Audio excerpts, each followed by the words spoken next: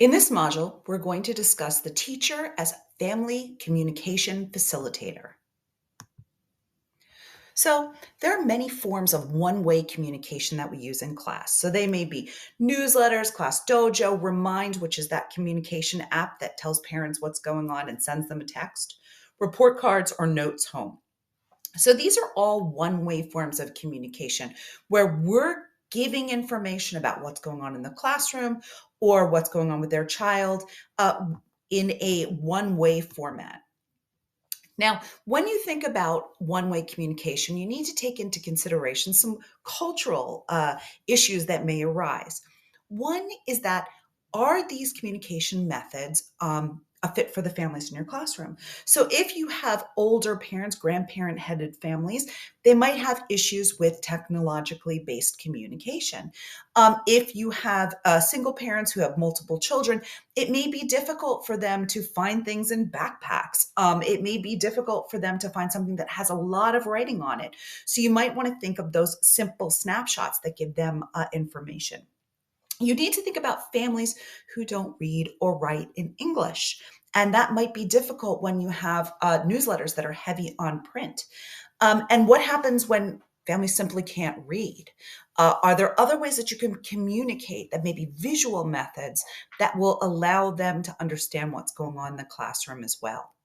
So, we really need to know the families that are in our classroom and the limitations or the needs that they may have. That's not just for one way communication, it's also for two-way communication.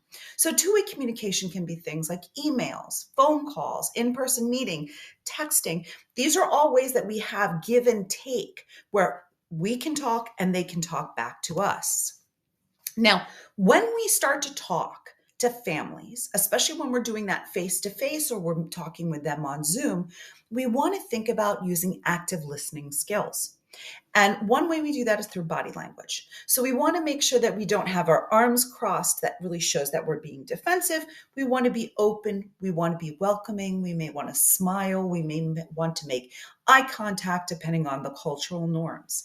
Another is giving parents full attention, putting the cell phone down, making sure someone else is watching kids if they're in the classroom so that we can really make them feel like what they're saying is important. The next is suspending judgment.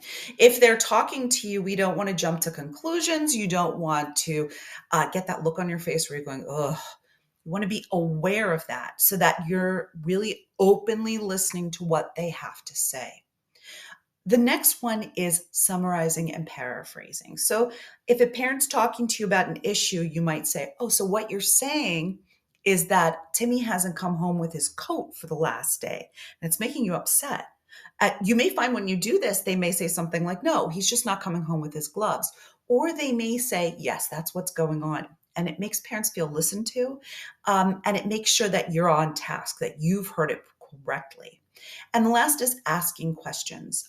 That also lets parents know you're aware of what they're saying and you're trying to get a clear picture of what's going on. It also gives you a little time to think before you respond.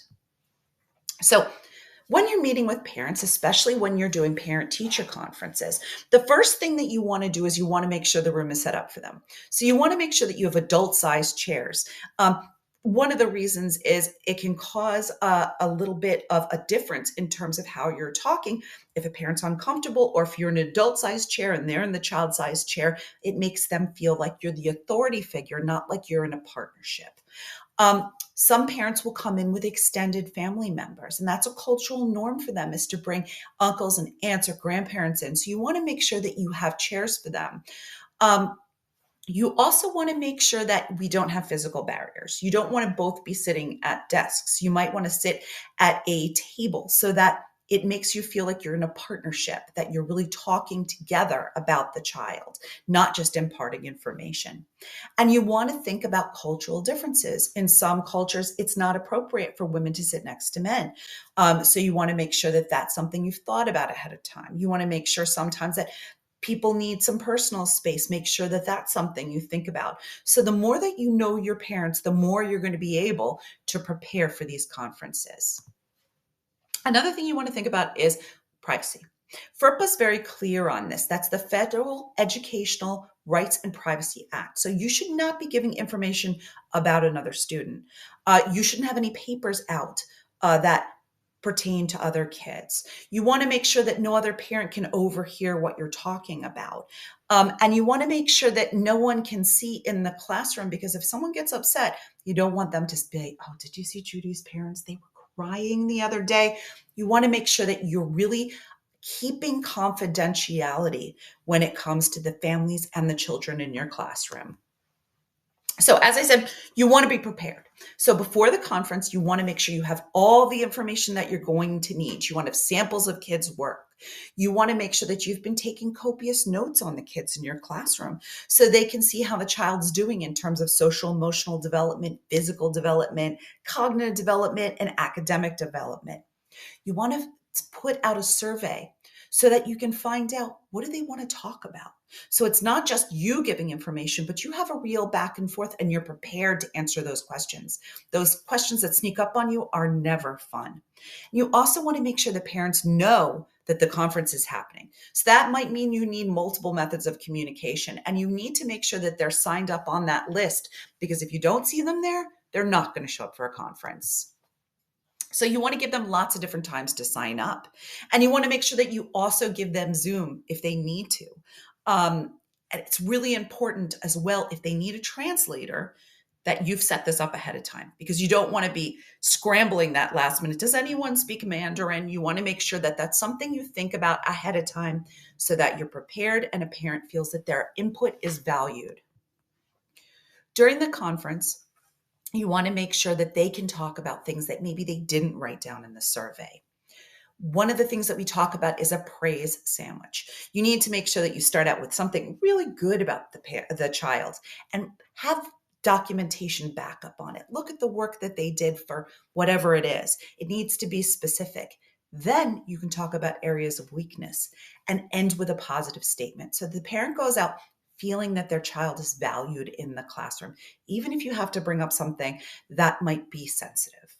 And really having those samples of children's work is going to be critical, so that you're not just talking, you're showing.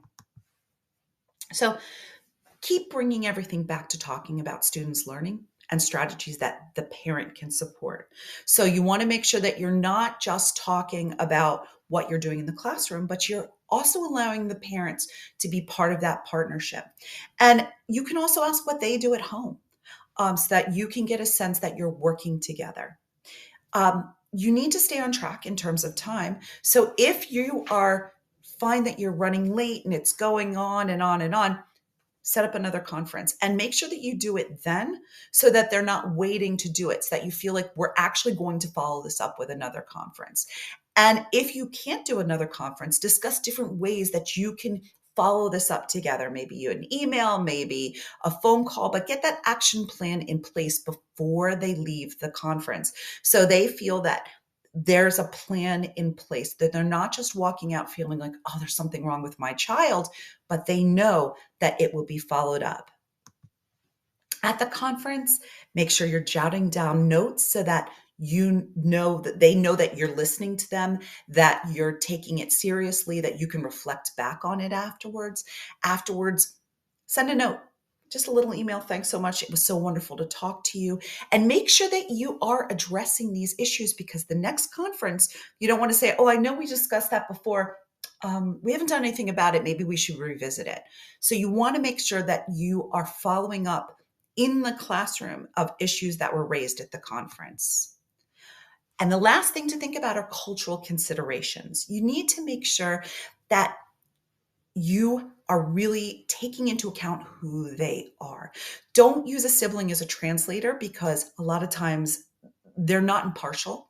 They also don't know how to use educational words. So you need to make sure that you have someone who can translate, who doesn't have any skin in the game, but is also familiar with educational references, so that they can help the families make decisions and ask questions. And it's all done in a way that makes sense in terms of whatever language you're using. So when you think about conferences, there's a lot that goes into preparing for it and making sure that you're prepared culturally, that you're prepared in terms of your classroom before the conference, during the conference, and after the conference is really critical for setting up wonderful family school partnerships.